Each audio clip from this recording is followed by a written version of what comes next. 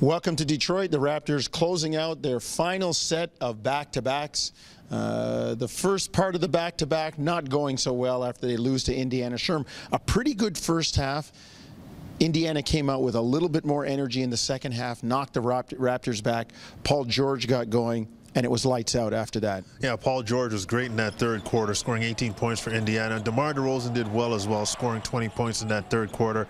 But in the second half, Indiana scored 68 points after the Raptors held them to 40 points in the first half. So you could see, even though Indiana shot under 44%, the second half, they put a lot of points on the board. And to me, that was the undoing. Defensively, they could not contain the Indiana Pacers. Well, the Raptors started the second half 1 of 8 with 4 turnovers, and that helped fuel Indiana's run. Indiana wins the game going away, 108-90, but the end of the game marred by the breaking of an unwritten rule. When you're up by that much in the NBA and you have the ball at the end, you're supposed to dribble out the clock. Unless, of course, you're Lance Stevenson and you take it in for a layup and raise the ire of the entire Toronto team, including Dwayne Casey, who had some comments at the end of the game. P.J. Tucker and DeMar DeRozan, technical fouls, didn't appreciate what he did. Yeah, it was interesting that Lance Stevenson actually did that. You know, like you said, there's an unwritten code. You dribble it out. He scored the basket with 3.3 seconds left in the game.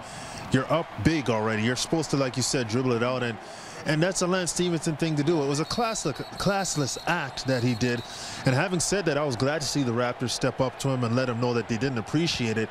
My only thing is that I wish there was one more game between these two teams to clear that air up, because that's one of those situations where nobody appreciates that. And around the league, they know you're just not supposed to do that. It may carry over to the first time they see each other next year. You never know about that. A playoff run between Toronto and Indiana, unlikely the way it was last year, but I'm sure the Raptors will file that away. All right, speaking of playoff runs, we saw one enigmatic team in the Indiana Pacers. We're going to see another one tonight in the Detroit Pistons.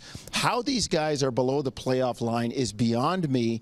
They are still fighting for whatever hopes they have left, Sherm, but Detroit, a mystery to me. Yeah, it is a mystery that they haven't really played as well as everybody thought they would this season. Having said that, you're the Raptors. You're playing for something. You know Detroit's a physical team.